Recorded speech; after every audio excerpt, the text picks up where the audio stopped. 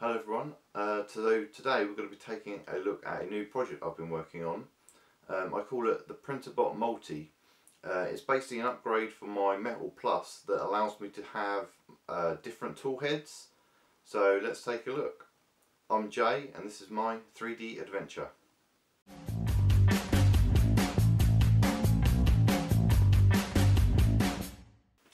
So let's have a look at sort of the mounting system in its early stage. Basically what I've done is in Tinkercad is designed a mount that goes on the X carriage of the printer and stays there, and then new attachments basically plug into or are screwed to this. This means that you can change it relatively quickly without having to sort of basically get a lot of tools out. You literally need a screwdriver and you're done. So if we have a look at the tool heads that I've got so far, that being first of all the 2.5 watt laser. Basically what you do is just grab your attachment and push it on to the machine, and then you'd screw in from the back. Now obviously each tool head will have different connections, different electrical connections. So what I've done is try to use as many of the connectors for this as possible for each tool head. Now the laser has to have a separate circuit board, so if I just zoom in a bit and then refocus. There we go. So you can see here that we have a separate circuit board, and this is purely for the laser.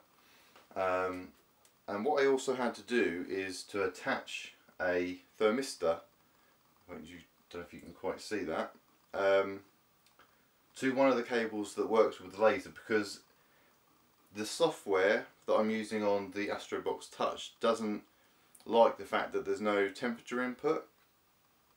Even if you sort of disable thermal runaway protection in the firmware, which I don't advise you do, it still didn't like the fact that there was no temperature input. So this is basically just a dummy temperature that it's reading. So we have basically this connector would be the power and obviously the thermistor, and then we have on this connector one that I've coloured blue that matches the blue connector on the circuit board here, and then also this is the fan that cools the laser on top. So some things need to be on permanently, some things are switched by the software. So for the laser in this case, the fan on top is on permanently, so that gets connected to a permanent 12 volt connection on this wire loom, which when you're using say a hot end head, this will actually control the cooling fan for the hot end, so that's a permanent live connection. The laser itself is controlled from the cooling fan input or output, sorry, on the ramps board. So that basically is what the power to the circuit board is controlled by. So that, for example, would be our laser attachment, and if I just take this off,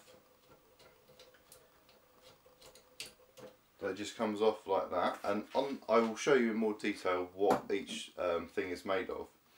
But if we say, for example, take just the single extrusion hot end, again you line it up with the mount on the back, and then you would just basically screw in the screw again like that. Now obviously a hot end has its part cooling fan, which is connected up, the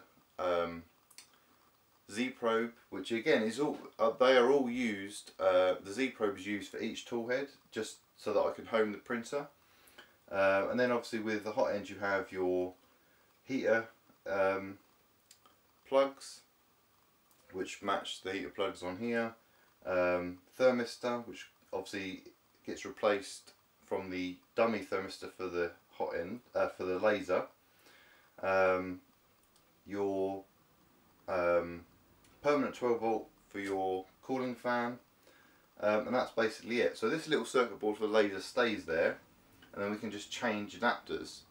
Now obviously both the hot ends are Bowden setups, so that I can not have to have a stepper motor on here. So if I just zoom out slightly and refocus again, there we go. So what we can see up here is I again designed in Tinkercad with some parts from other projects. So this, for example, was actually parts from the Spanhad spool system. So what we have here is a Fume Extractor, which basically just clips into the top and then can be plugged into a 12 volt supply. So I haven't got all the wiring set up for this yet, purely because I've got to sort of see where I'm going to wire things within the printer, and also I'm going to have sort of an external extractor system as well. So that's one part, and then I think you can see on either side we have two 3D printed Printrbot gearhead extruders. So these work for our Cyclops hot end and obviously our single E3D Light 6. So that's basically an overview of how things are plugged in to the printer. It's then, so if I then show you the tool heads in more detail, we can have a look and see how they attach to the printer. Okay, so let's have a look at the tool heads I've got at the moment in more detail. So if we start with our 2.5 watt laser, basically this is something I picked up from AliExpress. Excuse me.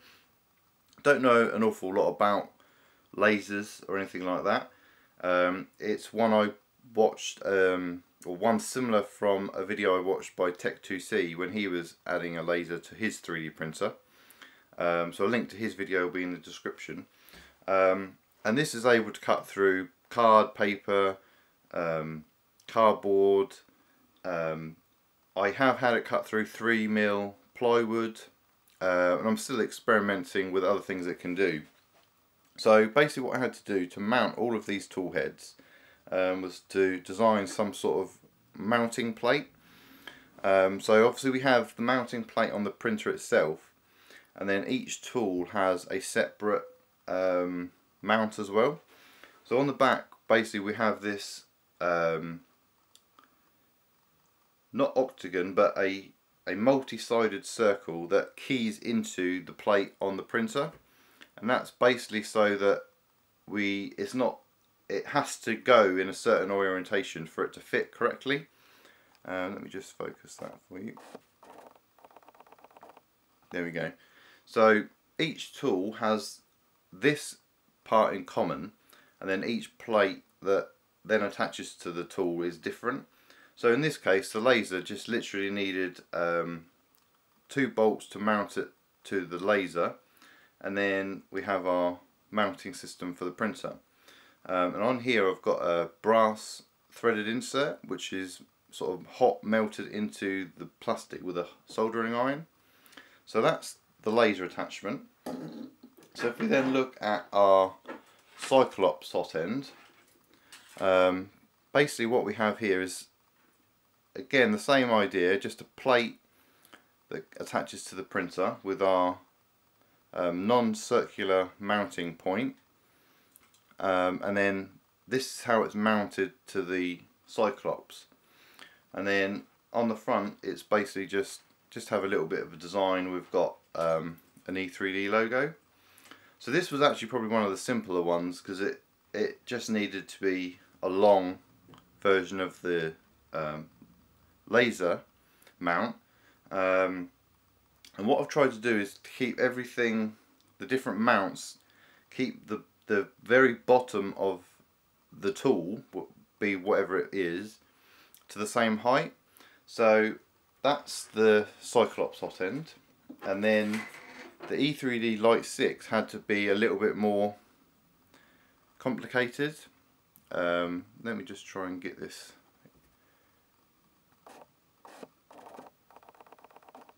There we go. So again, on the back, very simple, a non-circular mount on the back. And now this is basically made up of 3 parts. So we've got our back plate, and then this middle section which has one recess for the hot end, and then a clamp that goes on the front. So this middle section is screwed to the main mount that mounts to the printer. Again, in here we've got brass threaded inserts, and then the next part basically goes into that middle part. Again, brass inserts, and then M3 screws, and again our E3D logo. So, and then this is a Bowden setup as well. So basically that is 2 hot ends that gives us the choice of either single extrusion or the Cyclops dual extrusion. So let me just reposition the camera and I can talk a bit more about how I came to design them. Okay, so actually before I talk to you further about the mounts, I thought I'd show you the X-carriage part of it in a bit more detail, in case it wasn't clear on the video.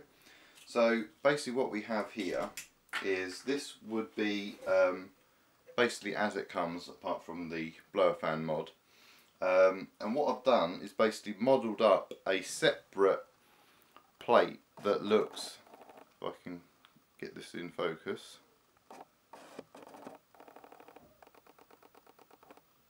there we go, which basically looks like the part in the background, but as a separate plate. So we've got recessed M3 nuts on the front, and then our non-circular hole, again recessed on the front. And basically what that does is then, with the aid of I think this is an M6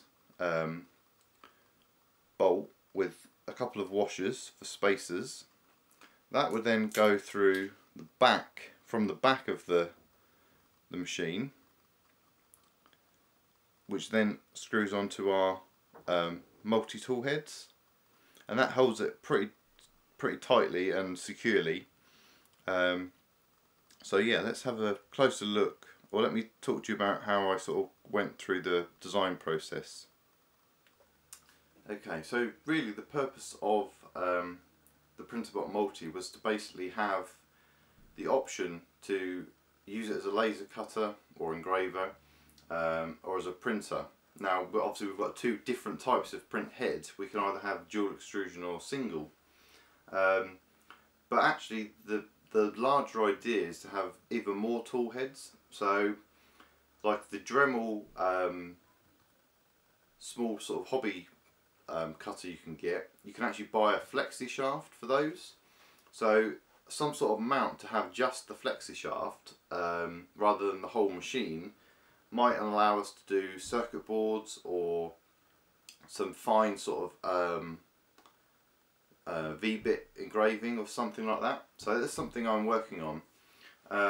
So basically all I did is I made these mounts in Tinkercad, which I actually really like using Tinkercad. It's sort of a basic idea. You just drag and drop blocks and then sort of take bits away, but I find that a lot easier to use than say Fusion 360, which is something I'm going to learn in the future. But yeah, so the whole idea of this was to basically just give me more functionality in my printer. Obviously you've seen that I've built the D-Bot, and that's a really good large format printer. But I wanted to do what I would call sort of, so I wanted to do a bit more sort of multi-material, media crafting, if you like.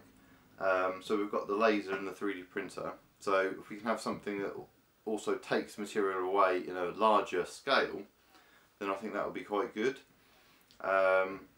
So that's probably all for this sort of introduction video to the idea of Printrbot Multi. If you have any questions, please put them in the comments. Like I say, it's something I'm working on. There wasn't really an awful lot to do firmware wise, so I won't sort of touch on that unless someone has a specific question. But I think what we'll do later in other videos is have a look at how we would make the laser engraving cutting G-code, because it's still just G-code files. So that's something we can look at later on. So yeah, that's about it for today.